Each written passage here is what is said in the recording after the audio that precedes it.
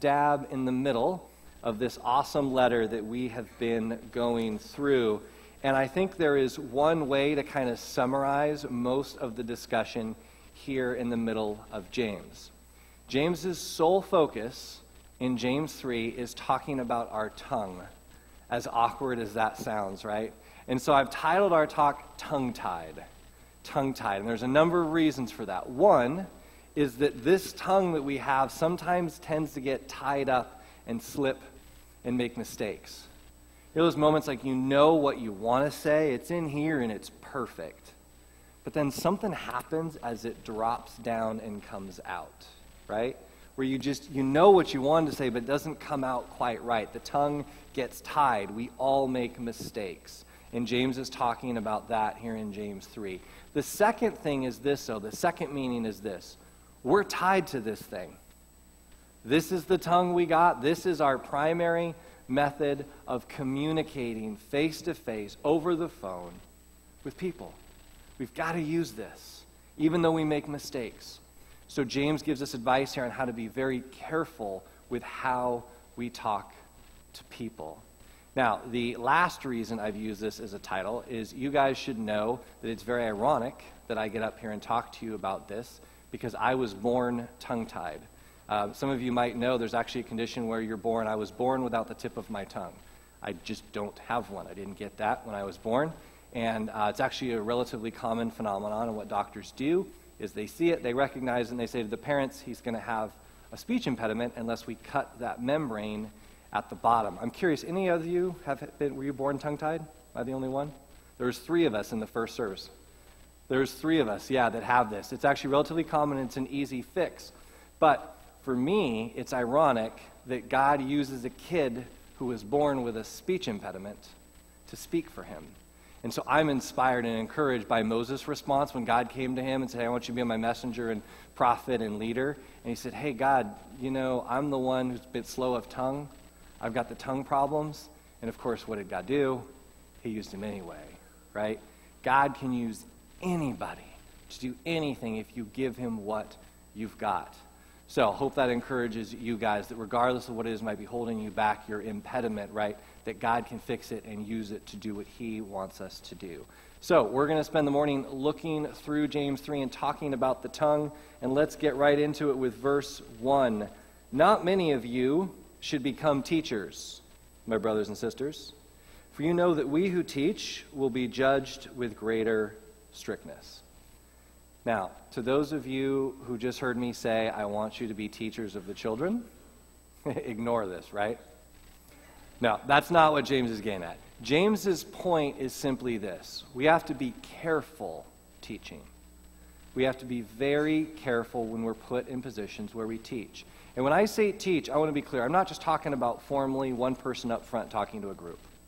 I'm talking about any time you are speaking truth or teaching someone around you. This could be kids, could be grandkids, could be your coworkers, it could be your friends, it could be your spouse. We all find ourselves in positions where we're teaching other people. And what James is reminding us here is that this is an issue of influence. The reason this is so dangerous is that, yes, teachers are held to a higher standard because we're put in a position of influence over other people. And when you teach, you have a choice. Right? You can influence them for good or for bad. You can speak words of truth to them, or you can speak words that are false. You can speak words of grace or words of judgment. And James is saying, you who are teachers, which I think is all of us at some point in time, need to be careful. And one of the things I've learned about teaching is that when in doubt, don't. All right? When you're in a position, you're planning what to say to someone, and if you have any concern at all, you're not sure whether it's true, or you're not sure whether it's going to be helpful, don't say it. Leave it on the cutting room floor. You don't even want to know the number of slides that you don't see on a Sunday morning, because I cut it because it's not good, or it's not as good as it could be. The world needs more editors, all of us. And James is saying, you who are teaching, be careful before you teach. Make sure what you're saying is true, and make sure what you're saying is gracious or lifting people up. And if it's not, just don't say it at all. Verses 2 and 3, for all of us make many mistakes. Anyone who makes no mistakes is speaking imperfect, able to keep the whole body in check with a bridle. If we put bits into the mouths of horses to make them obey us, we guide their whole bodies. First, James gives us this very comforting reminder that we all make mistakes. Isn't that nice to just think about that for just a second? We all make mistakes. It's okay. You, the person sitting next to you, it's all right. Don't keep making them, right? But we all make mistakes. Don't put too much pressure on yourself. But it's important when you make those mistakes to confess them. All right, one of the things I value heavily about the Catholic Church is that they have preserved the practice of confession. If you have gone through Catholic churches, you have seen this. And to be clear, I'm not saying we should all go Catholic, right? But you will also learn about me. I'm not especially critical of any religious Christian practice or denomination, because all of us can be subject to failing. And there's a lot of things the Catholic Church has not done well, okay? But one thing they have preserved beautifully is the practice of confession. The reminder that we all need to go before God and confess. And to be clear, you don't need to do it through the priest or the pastor, right? That's not about that. Now, if you want to do it, I'd be happy to do that with you. But what's important is that we, me and you, go before God and say, God, I did this. I was wrong. I'm sorry. Please forgive me. And, right, go and sin no more. May I not do it again. And one of the reasons I think we've lost confession is I think we feel like God already knows. Right? So I made a mistake. If I believe God knows everything, God already knows that I made a mistake, so why would I talk to him about it? The reason we need to confess, the reason this is important to go before God and acknowledge our mistakes is that he wants to know we know. God knows when I've made mistakes, right? He wants to know that I know I made the mistake, because if I know I've made the mistake, I'm less likely to do it again. God wants to know we know. And if you've ever been able to take a confession of someone, I sat with a young lady who was 23 years old, and she came to me and she said, my grandmother encouraged me to come to the pastor and take my confession. And I said, well, I'm happy to do that, but I don't have to do that, you know. And she said, I want to do it with you. We spent 2 hours, and I had no idea the kind of things we can get ourselves into by the age of 23. But I will tell you, by the end of that second hour, I watched this young lady get lighter. It was literally like watching her light up and lighter. The load she had been carried about all the things that she had done. As I kept saying, thank you for sharing, now it's done. Let's move on. This woman, with 2 hours later, was so light. This is real. So I would encourage you guys, if you've got anything you haven't confessed before the Lord, do it and feel the lightness that comes from being on the other side of that. Now, James here in chapter 3 gives us a lot of image. So we're going to use a lot of images this morning. And this one is one of them that you guys are probably pretty familiar with, right? He talks about the bit going in the mouth of the horse. And I recognize that you guys are far more familiar with this image than my audience in Los Angeles was, right? We got a lot more horses around here. So James is saying this reminder that you know how you get on a horse, right? And you can pull those reins that are connected to that bit that's in the horse's mouth. And generally, you can get the horse to do what you want based on only pulling on his mouth. If you think about the horse, right, how big and strong it is, it's an amazing concept that you can do that. James is saying the same applies for us in our mouths. If we can get this in check, if we can get the things we say under control, our bodies and the rest of our actions will follow. James is reminding us of self-control, that we are called to control ourselves. And in my experience, in a world that is preaching the opposite, do whatever you want, our self-control is a very powerful witness. And James is saying you need to control yourself. And in my experience, if we spent half as much time trying to control ourselves as we do trying to control others, I think we'd make a huge impact in the world. We're constantly stressing out and thinking and complaining about what other people do and what they haven't done. What if we just focused on trying to control us and then see what happens in the people around us? So James is saying to get this in check, because the mouth is our guide. Just as that bit, right, is the guide for the horse, you guide the mouth, you guide the body. Guide the mouth, guide the body. Get this in check, the words that we say, the words we don't say, and watch how our body and our activities follow. Now, if you don't believe this, you guys remember this scene, right, from the Christmas story? And I don't think there's probably a person in this room that didn't grow up hearing the story about don't put your tongue, right, on like the cold pole because it'll stick and you'll never get it apart, right? Well, you remember that little guy was challenged and his tongue touched and he was stuck, right? He was stuck. And it's that reminder, although somewhat comedic, that literally this gets us stuck. You guide the mouth, you guide the body. We get this in check and watch how our behavior follows. Let's look at the next couple of verses, 4 and 5a. Or, look at ships. Though they're so large that it takes strong winds to drive them, yet they're guided by a very small rudder wherever the will of the pilot directs. So also the tongue is a small member, yet it boasts of great exploits. So first, let's take a look at another image that James gives us. And this is a large, large container ship. And you might just be able to see at the bottom of that large ship is a relatively small rudder.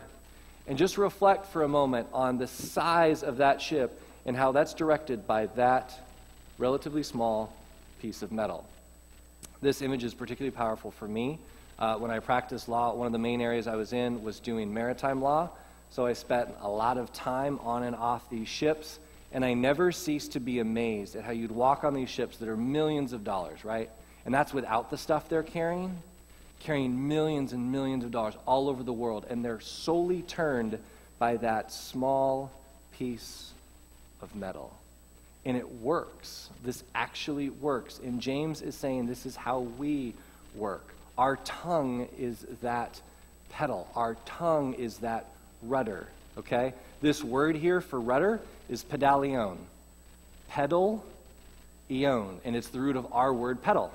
So if you think about a bike, right, you go out and you've got that small little piece, you put your foot on and you turn those little pedals and you power the entire bike. Or, for me, if you think about getting in your car, we don't even think about this, right? If you drive, you just get in and you drive. But I remember the first day I got in a car, I had never driven before, and I sat behind the wheel and I looked down, and my dad was over here, and I remember looking at those two pedals on the floor, and I looked at him and I said, that's it? Those two little things? I said, what if my foot slips? It terrified me to think that those two little pedals that we now don't even think about are the things that power that entire car. James is saying, take your mouth that seriously. It's little, but this is the thing that powers how people see us when we talk. We've got to think about our tongue as that rudder, as that pedal. But the encouragement I have for you is this: a little control goes a long way. Right? If you've ever driven a boat, if you've ever piloted or captained a boat, you know that when you turn that rudder, a little change goes a long way. It's not like driving a car, right? Slight alterations in course can make a huge difference. It's the same for us. Try just one conversation. One conversation. Just be slow to speak. After you speak and you step away from that conversation, reflect on what you said and think, what I said, was it true? And was it gracious? Was it true? And was it gracious? And if you focus just on those two things, you'll be amazed at how all of a sudden that consideration you give to how you speak, it'll start to happen instantaneously when you talk to people. A little control of this little tongue, right, goes a long, long way. Now, before I spend too much time on the tongue, though, I have to acknowledge that there's another major way we communicate, right? And I've got it right here in my pocket. You guys probably have it on you. It's the phone, and we have our laptops and our computers, right? So we communicate a lot with this, but we also use this, and we use these tiny little fingers, right, to go a long, long way. But you know the nice thing about communicating this way? I can read it before I hit send. I wish I could do that with my mouth, right? That I literally could think something and hold on to exactly what that was and read it over again and be like, am I okay saying that? And then hit send. When we text people, when you post things, when you email people, you get this amazing ability to read it one more time before you send it. This is an incredibly powerful thing. If you guys aren't already doing it, do it. The world needs more editors. We need more people who are careful about what we say, whether it comes out of our mouth or comes out of our fingers. A little control goes a long, long way. Now, the other thing I want you guys to think about on this issue of the ship or the vessel is you might need a tug. You might need a tug. So you take a look at this. You have an even larger ship with even more containers. There's literally thousands of containers, and it's all being pulled by that little guy.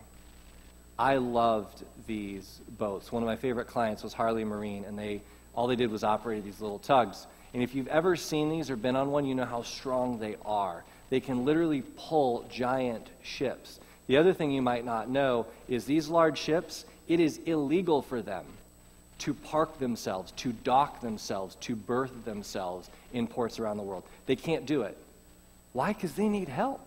They've got to get these tugs to pull them or push them, to come alongside them, to help them. That applies to us, too. There are situations that we have to get ourselves into that are tough.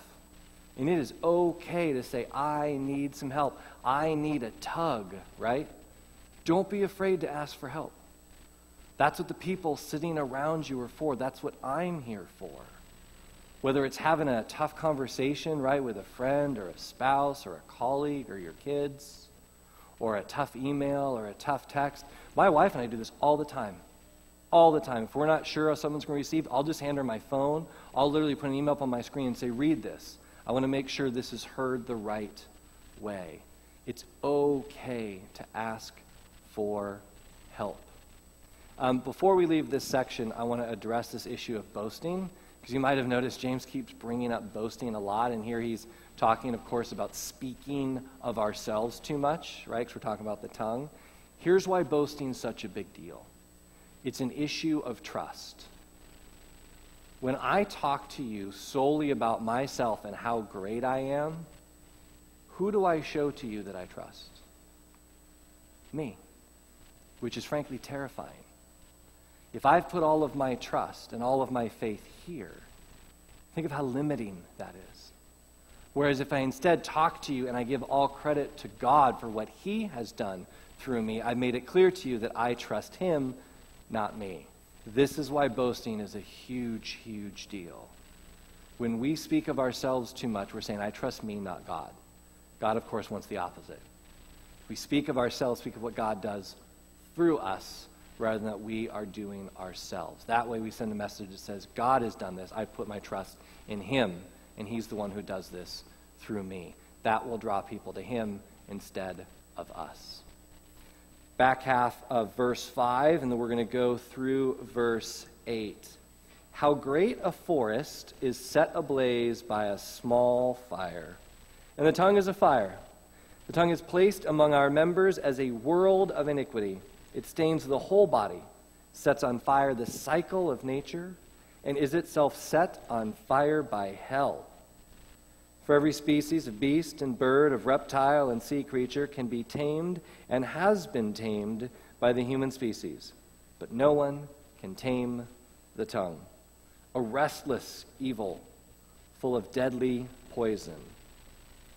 And just think you're sitting there right there, and that tongue is just hanging out inside your mouth right now. James is, of course, exaggerating a little bit, right, about how bad the tongue can be, but I think just a little bit, because James is giving us these examples of how dangerous the tongue can be, how dangerous and powerful our words are. And he uses a word here, and he says that we can stain. The tongue can stain. The words we say can stain or defile. And I want you to know this word here is spiloo. Spiloo, and that's the root of our word spill. So, right, if I were to take this water and open it up and pour it out, it's not going to fall in one little place. It's going to spread out. It's going to make a mess. That's what sometimes happens when we open our mouths and we say the wrong thing. We spill out. It's like we just spill out what's going through our mind, or just spill out what we're feeling. Now, don't elbow anyone, but you know those people who have no filter? Right? Like they talk, and it's like they literally don't think at all before what they say.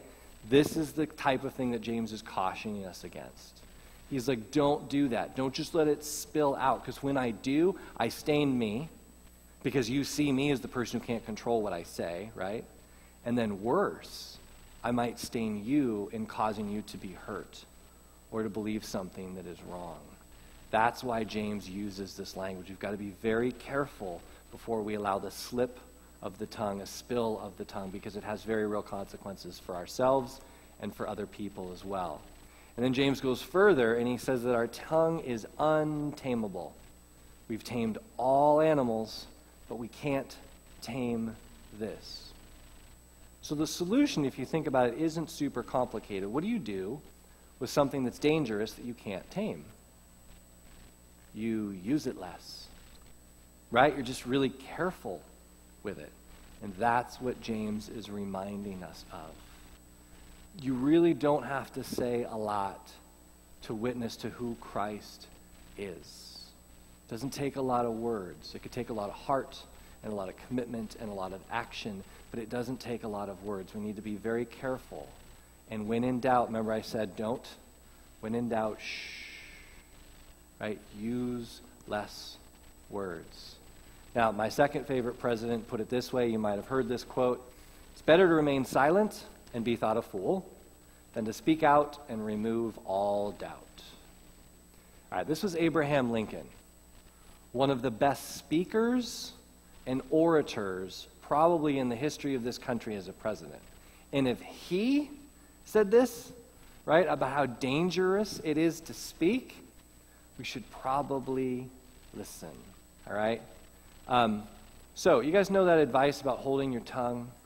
You ever heard this kind of an old phrase, like, hold your tongue, right? I want you to try it. Like, seriously, like now. Like, try to hold this thing. There you go. Hold it. Try to actually hold it.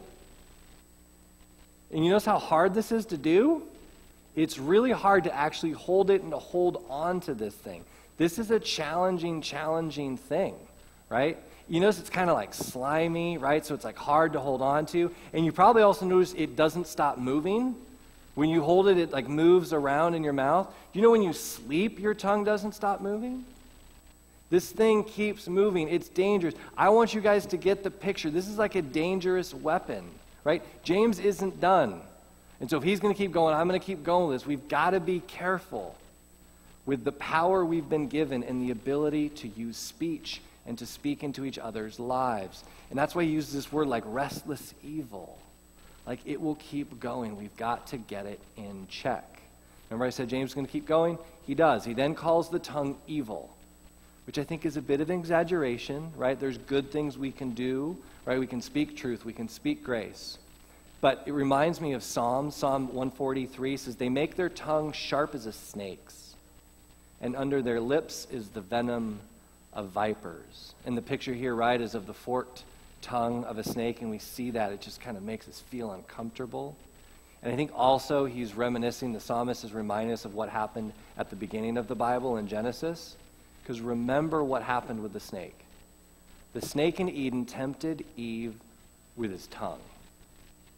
It's all he needed.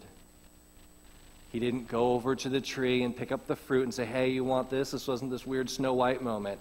All he did was talk to her. All he needed. That's the power we have with using our mouths. We can lead people away from God in a horrible way, or we can lead them to him in a wonderful, wonderful way. Verses 9 and 10. With it, right, with the tongue, we bless the Lord and Father, and with it we curse those who are made in the likeness of God.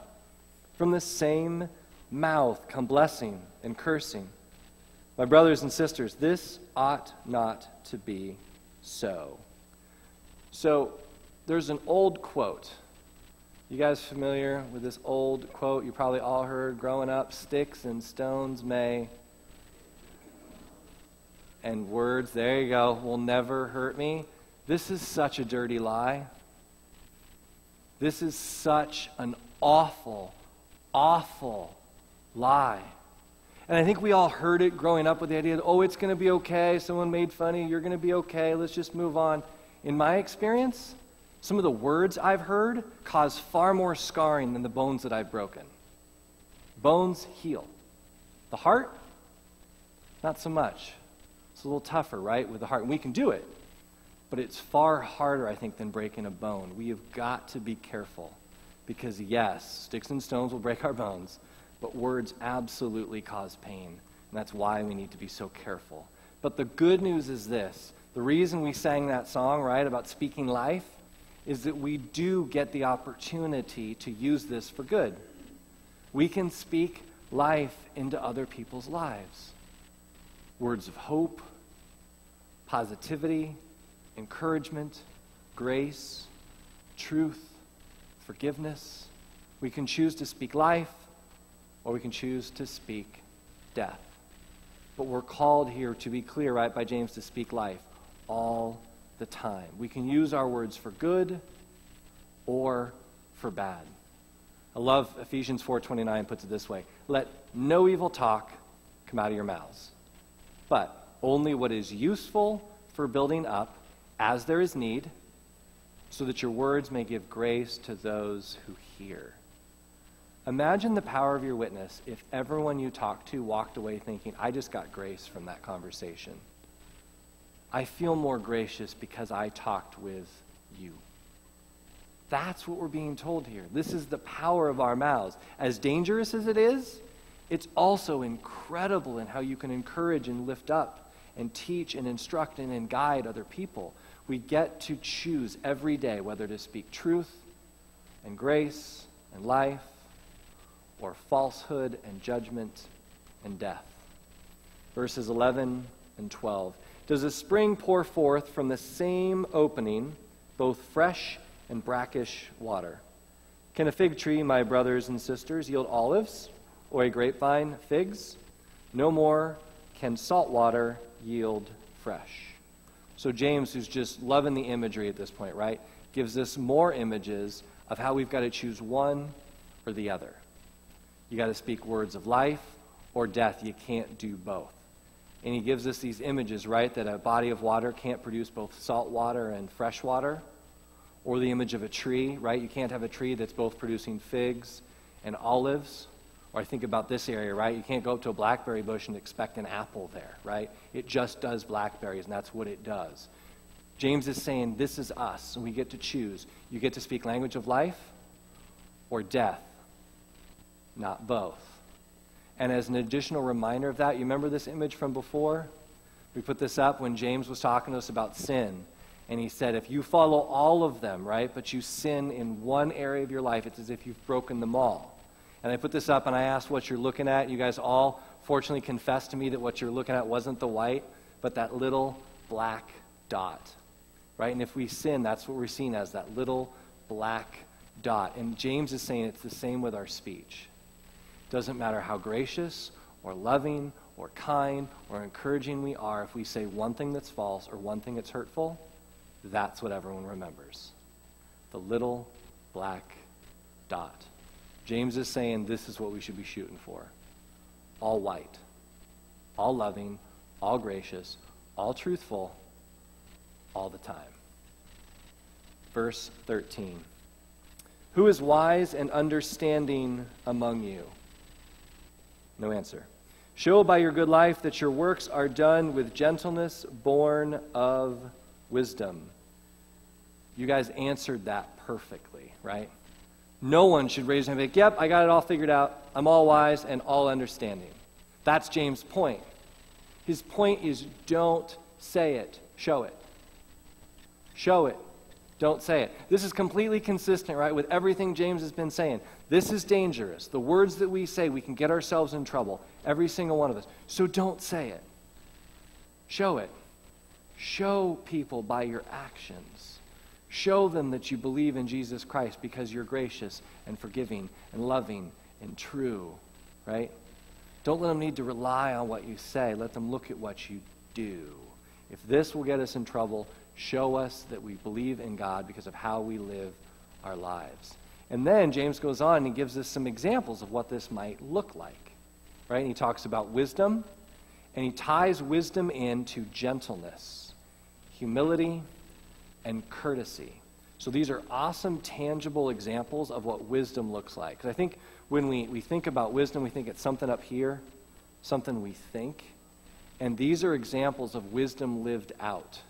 So if we're wise, we're gentle. Would other people say that when you come in and are around them that you're gentle?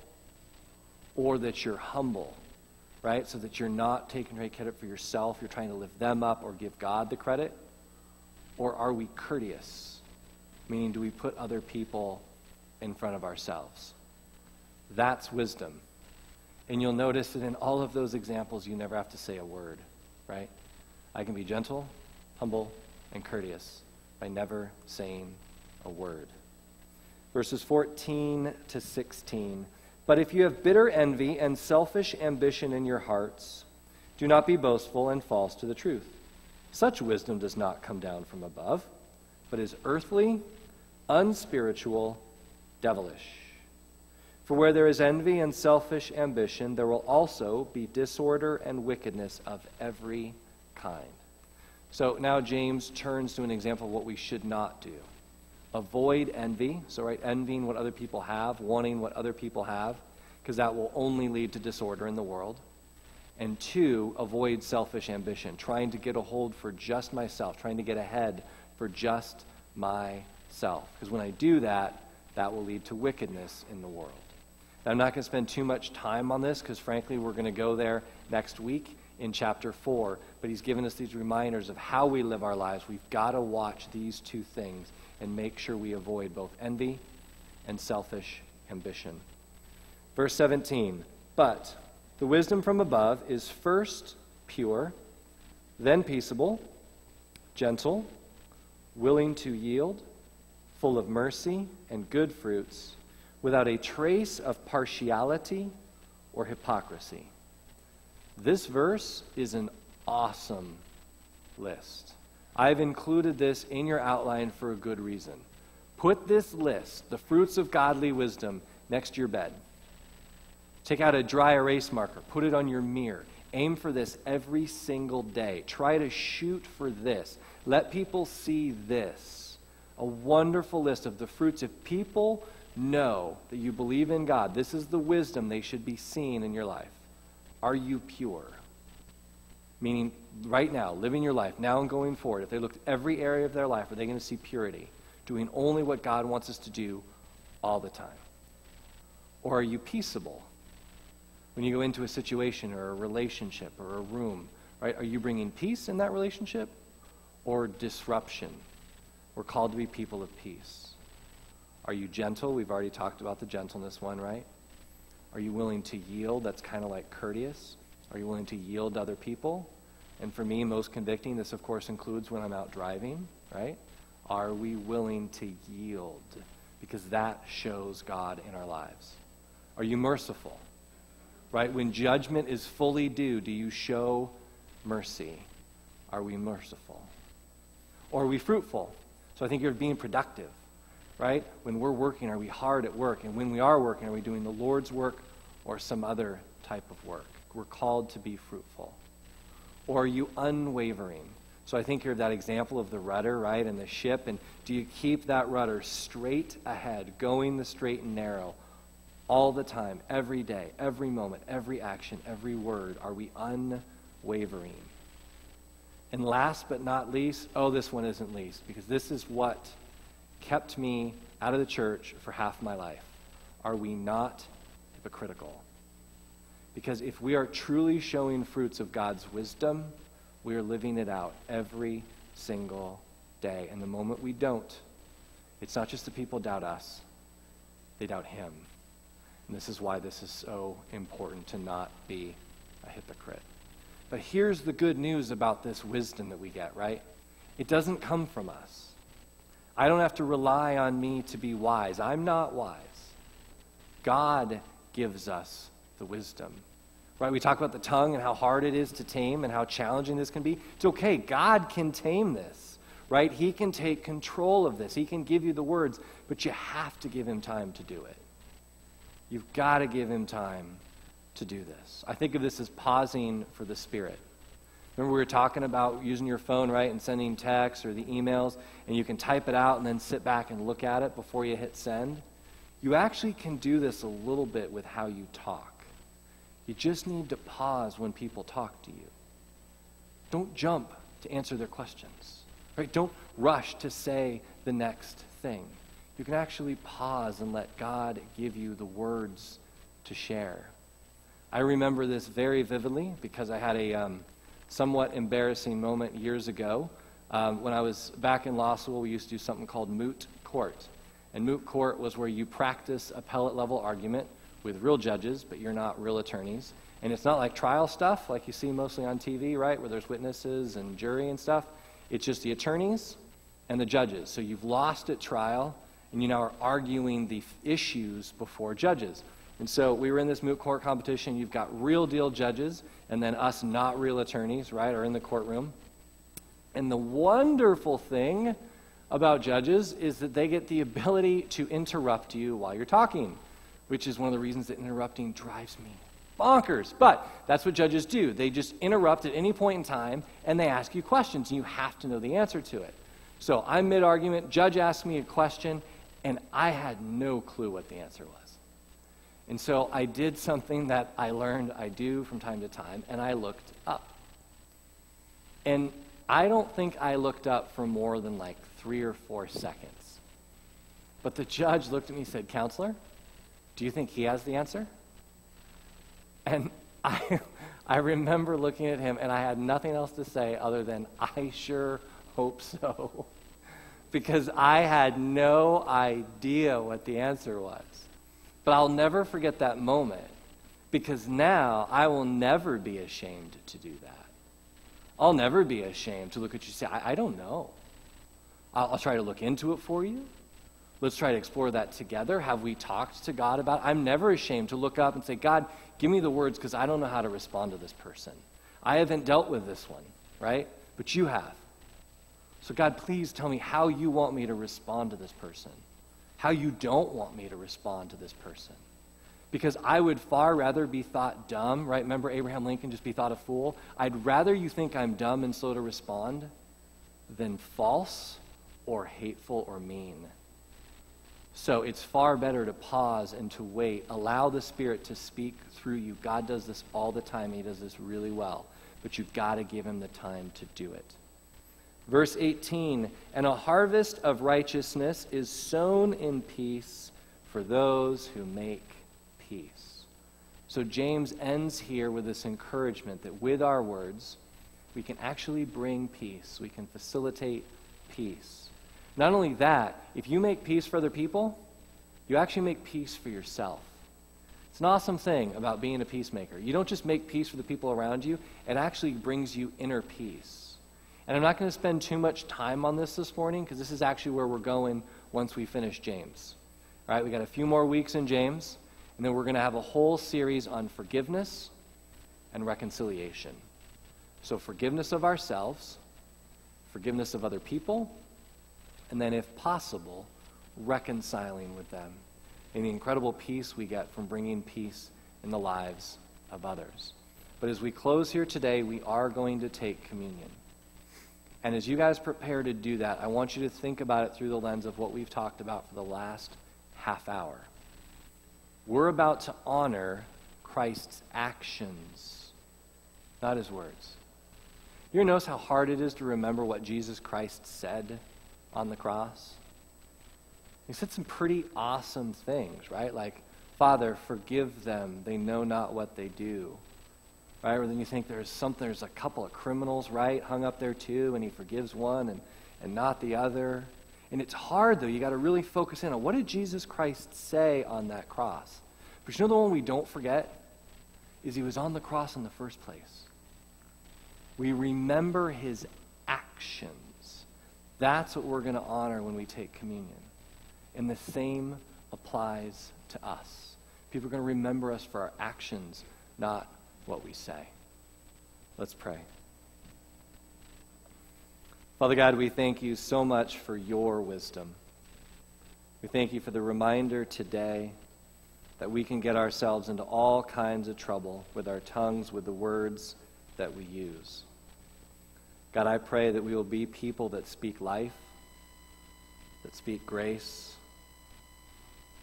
that speak truth, rather than the alternative. And I pray that we'll do that only because you do it through us.